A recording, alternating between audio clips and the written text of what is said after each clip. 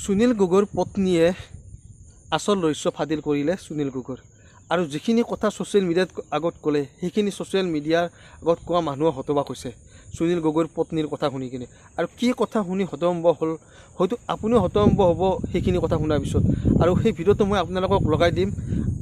আপোনালোকে ভিডিঅ'টো স্কিপ নকৰি শেষলৈকে চাব আৰু ছ'চিয়েল মিডিয়াত সুনীল গগৈৰ পত্নীয়ে কান্দি কাটি কি ক'লে কি নক'লে সকলো A to Z এই ভিডিঅ'টোত আপোনালোকক মই ক'ম আপোনালোকে ভিডিঅ'টো ধৈৰ্য ধৰি শেষলৈকে চাব সকলো কথা এই ভিডিঅ'টোত আপোনালোকে গম পাব ঠিক আছে মই ভিডিঅ'টো আপোনালোকক লগাই দিছোঁ বেছি দেৰি নকৰোঁ মোৰ চেনেলটো যদি কোনোবা নতুনকৈ আছে প্লিজ চেনেলটো ছাবস্ক্ৰাইব কৰি ৰাখিব আপোনালোকে সকলো ধৰণৰ ভিডিঅ'বিলাক পাবলৈ জাহাংগীৰ হুছেইনৰ বুলি জনাইছে তেওঁলোকে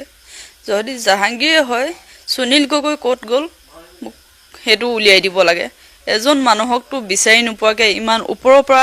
আৰক্ষী অধীক্ষক আহিছে তেওঁলোকে এজন মানুহক উলিয়াব নোৱাৰা কোনো কথা নাই গতিকে সুনীল গগৈ ক'ত আছে তেওঁলোকে হেতু উলিয়াই দিয়ক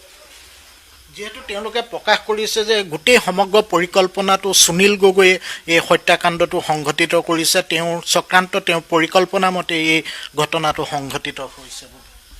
হেতু কেতিয়াও মই মানি ল'ব নোৱাৰো হেতু কেতিয়াও সম্ভৱ নহয় তেওঁ কোনো মানুহক হত্যা কৰিব নোৱাৰে হেতু কাৰণে মই হেতু কেতিয়াও মানি ল'ব নোৱাৰো যদি হত্যাকাৰী তেওঁই হয় তেওঁলোকে বুলি ইমান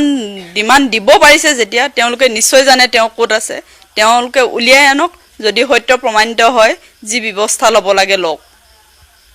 হয় আৰু এটা কথা অভিযোগ উত্থাপন হৈছে যে সুনীল গগৈ এই গোটেই পৰিকল্পনাটো কৰিছিল আৰু বিগত দিনত ঘটনা সংঘটিত হোৱা দুদিন পূৰ্বে জাহাংগীৰ হুছেইনৰ অৱস্থিতি ইয়াতে ধৰা পৰিছে হেতু আমি এতিয়া গম নাপাওঁ আমি কোনো মানুহে ওচৰ চুবুৰীয়া দেখা নাই কোনো দেখা নাই তেওঁলোকে হেতু কেনেকৈ ধৰা পৰিছে হেতু ক'ব নোৱাৰো কাৰণ কিয় 10:30 মান বজাত ইয়াৰ পৰা ওলাই যোৱা মানুহজন দিনত আমাৰ ওচৰ পাখৰে থকা হ'লে কোনোবাই নিশ্চয় গম পালেহেঁতেন সি থাকিব পাৰে ক'ত আমিতো কোনোটো দেখা নাই তাক এটো কেনেকৈ সম্ভৱ কৰিছে তেওঁলোকে হেতু আমি এটা ৰহস্যৰ মানে হেতু পত্নী দাবী কৰিছে ছ'চিয়েল মিডিয়াৰ আগত যদি সুনীল গগৈ জীয়াই আছে তেতিয়াহ'লে মানুহজন ক'ত গ'ল পুলিচ প্ৰশাসনে আইন প্ৰশাসনে বিচাৰি দিবলৈ কৈছে কাৰণ যদি মানুহজন জীয়াই আছে প্ৰকৃতকৈ তেতিয়াহ'লে মানুহজন ওলাই দিব লাগে সুনীল গগৈৰ পত্নীৰ ভাষ্য হিচাপে কিন্তু যদি মানুহজন জীয়াই আছে ক'ত থাকিব পাৰে আপোনালোকে ভাবি চাব ক'ত থাকিব মানুহজন জীয়াই আছে আৰক্ষীৰ চকুৰ আগত ধূলি দি কিমান দিন সাৰিবতো নোৱাৰে এদিন নহয় এদিন ধৰা পৰিব আৰু যিটো মৃতদেহ উদ্ধাৰ হৈছিলে সেইটো জাহাংগীৰৰ বুলি দাবী কৰিছে আৰক্ষীয়ে গতিকে প্ৰকৃত ৰহস্যটো অতি সোনকালে ফাদিল হ'ব লাগে আৰু পুলিচ প্ৰশাসনে আইন প্ৰশাসনে এই তদন্তটো ভালকৈ কৰিব লাগে এবাৰ নহয় দুবাৰ নহয় 4বাৰ কৰক কোনো আপত্তি নাই যাতে ৰাইজে প্ৰকৃত ৰহস্যটো গম পায় আৰু দোষীয়ে যাতে উচিত শাস্তি পায়